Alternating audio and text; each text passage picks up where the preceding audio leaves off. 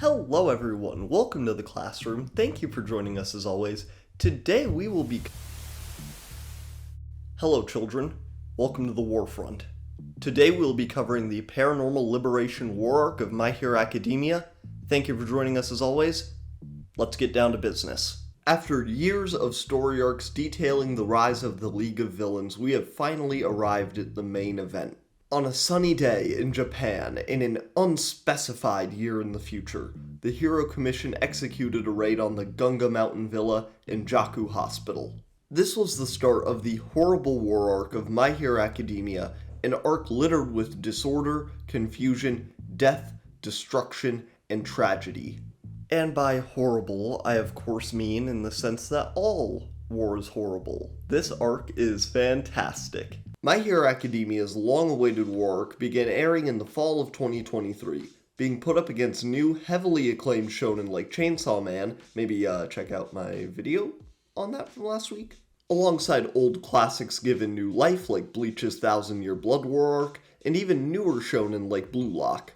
Like most people facing the brink of war, I was a little worried. But I also felt like I was going to have a lot of fun. As I said, since the Force Raid arc, we have been watching the rise of the League of Villains as a real, existential threat to hero society. They went from only being threatening due to just dropping a high-level boss into a low-level area, also very uncool, to starting a war and sowing real, actual terroristic dissent in an otherwise peaceful and stable society, which is very cool, actually. But this slow and authentic build to this arc had a looming threat over it. Like a peaceful society with a backdrop of villainous resent, or like a school with a giant muscular birdman in the school gym. Most anxieties that loom over a society in this way are hard to explain, up to a combination of social issues and financial insecurity. But in this case, it was easy. It was Season 5. I have loved every single season of My Hero, and when I started telling people that, Season 5 started airing, and suddenly I understood every beguiled spouse who has to say, "I swear, he's usually not like that." Season 5 was, well, a disappointment for sure. Class 1A versus 1B was fun and reasonably entertaining, and the season leaves off with My Villain Academia, a fantastic arc. But the centerpiece arc, the Endeavor Agency, was not only boring, not only a clear cheap spot in the budget, but due to being aired before My Villain Academia, it also didn't make any goddamn sense being out of canon order. That is all to say, however, that I was pretty worried about an ever-approaching Season 6, and I feared that the war arc may force me to surrender. And while this arc may not hit the highs of the series for me, it was absolutely not a low. So we're gonna get right into it and review the really great war arc of My Hero Academia. But first, please make sure that you like the video if you like the video, subscribe and ring the bell if you want to see more stuff like this, and most importantly, please comment. I love having discussions with my audience, and that is why I've made it a personal rule to reply to every single commenter that is not being a dick. That's the rule here. But let's get right into it. So this arc is split up into two sections in my opinion, and the first part of the arc is something I'm calling the inside part. The inside part? The inside part, which kicks off the arc, shows the Hero Commission executing a joint raid on the hospital being used to house and craft Nomu, which makes sense. It seems like they forgot to put down torches, so it's really no wonder that those frickin' mobs started spawning. Am I right, gamers? As well as the Mountain Villa being used as the official staging area for the most fun terror group since Arachnophobia. While Deku, Bakugo, and the rest of the students have been brought in to assist, basically auxiliary child soldiers, this arc shows off one of Horikoshi's greatest strengths as a shonen mangaka. Some series have a great main character, but a pretty forgettable side cast. Other series have a super fun cast, but a black hole of charisma for an MC. My Hero Academia, however, is in the position that all the best long-running shonen find themselves in, a solid-as-hell main character and an equally great cast. There is so much of this arc to discuss and celebrate without even bringing that loser Deku into things. Right from the jump, I just love this arc. Usually when a villain in a superhero series gets some sort of comeuppance for their untold amounts of evil, it just doesn't feel right. Heroes march into their mega evil Satan lair where they're building magical mecha Hitler, give them a two-handed punch and say, hey, this wasn't super nice of you, buddy. Come on. But as it usually does, My Hero takes a bit of a different look at superhero things, and when the heroes pull up, they are pissed and not interested in any Saturday morning morality lessons. Those you've toyed with and those who cared for them. Do you know what they all say? It's our turn to take something away from you. The heroes are pissed, the world is pissed, and I am pissing myself from excitement. My Hero Academia is usually a very chill series, verging on happy-go-lucky at times, but the heroes didn't come to fuck around this time. The best showcase of this, at least in The inside part. is the number 5 hero, Mirko. We get to watch her taunt the Doctor and just kick the shit out of his Gatorade lab with a shared glee. While the new batch of high-end Nomu do not compare or even really come close to the excitement or terror I felt when the first high-end appeared, they gave Mirko a real run for her money and make for extremely intense action sequences. The Doctor is also a hilarious foil to the heroes. As I said, they're all hopped up on righteous vengeance, so it makes sense if they had a foe with equally strong convictions, right? Wrong, actually. The Doctor is a crying, sniveling, cowardly, pathetic loser, and like all crying, sniveling, cowardly, pathetic losers, he definitely wants to have sex with the generic handsome guy villain and not even his younger, cooler counterpart. The Doctor weeps for his awful little genetically engineered goobers when they die, and basically loses it when it appears that Shigaraki is gonna drown in a puddle like a toddler. Of course, Shigaraki, unfortunately for their fake world, but very fortunately for our real one.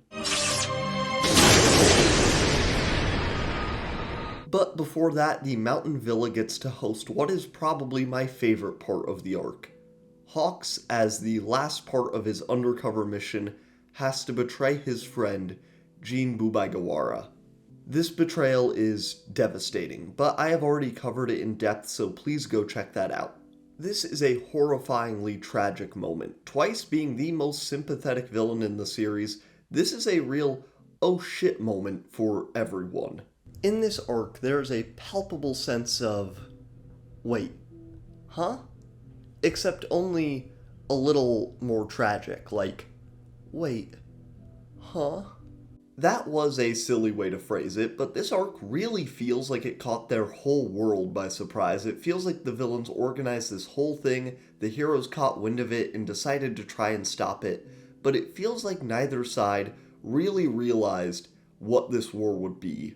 Of course, we all knew heroes like Crust and villains like, well, I can't find his name, but that one, were probably gonna bite the bullet and swallow the Grim Reaper's big reaping stick. But when people like Midnight, Twice, and even Gran Torino meet their final destination, it's not as easy to just sweep under the rug. And actual deaths are only the half of it, because this really is a horrible war arc for how horribly it treats characters we love, or are maybe starting to like a bit more. Earlier, I brought up the death of Twice, and one element of that I didn't get to touch on as much in its own video was Dobby. In contrast to how brutally the rest of the cast takes the conflict, Dobby is seemingly in the rotting skin and staple store, which is to say, his happy place. For years, Dobby has been putting together his ultimate petty bitch move, and now, with his friends dying around him, Shigaraki and Gigantomachia sowing untold destruction, and the Hero Society crumbling in on itself, it has come time to spill the tea, sis. My name is Toya Todoroki. The #1 hero is my father. The other shoe has dropped, the shit has hit the fan, and the twist of the century has arrived. And while this may not be groundbreaking news for any hero hopeful with their ear to the ground, seeing it finally come to fruition was incredible. Not only is Dobby's story a perfect admonishment of hero society, but it was performed incredibly by Dobby's English dub actor, Jason Liebrecht. I have watched Endeavor and Shoto's hearts break tens of times in this scene, and without the furious but elated performance, it would just not hit the same. Death and emotional scars are of course not the only impacts of this war. Many of our hottest characters, including Mirko, goddamn, and Eraserhead, goddamn, suffered horrific wounds. The administering of this violence was at times animated to be jaw-dropping and eye-catching, and at other times you could really feel them saving the budget for the Deku and Shigaraki of it all. My biggest complaint of the arc visually is that the My Hero anime has never been awesome at making dark or gloomy scenes look as vibrant and entertaining as they do when the sun is up.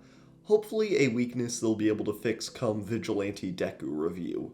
But hey, I keep bringing up Shigaraki and Deku, and somehow I haven't mentioned Bakugo yet, so where are they?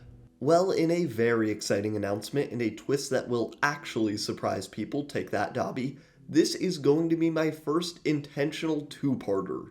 Next week, we are going to continue covering the My Hero Academia War arc, but we'll be focusing more on the Deku, Shigaraki, Bakugo, and Class 1A of it all. Me being able to do this review in this way, period, I think really shows off just how strong the My Hero Academia supporting cast really is.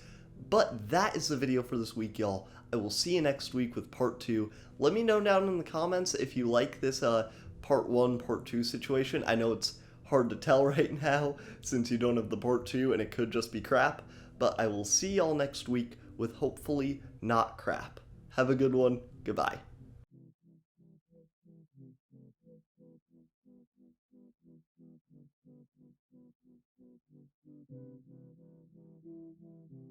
Hey y'all, thank you so much for watching that video as always. If you made it to this point, a special double thank you to you. Yeah, I've really been loving doing these arc reviews. I think that this is probably going to be a huge part of the future of my channel, because like there's an infinite amount of anime and manga arcs, so like it's perfect. And if you guys are just cool with me just straight up reviewing them, that would be awesome, because that's a lot easier than trying to come up with like a topic. But anyways, what I have to show off for my collection this week is this Tomy blanket I have. You might have seen it on my chair there. Now I have it wrapped around me in scarf and or shawl fashion. I don't know what a shawl is, if I'm being honest. But yeah, it's really cool. I will I can't really like show much of it, but I will post a picture of it. It's really cool. I got it from Spencer's. It's a cute blanket. But I will see y'all next week. Have a good one. Goodbye.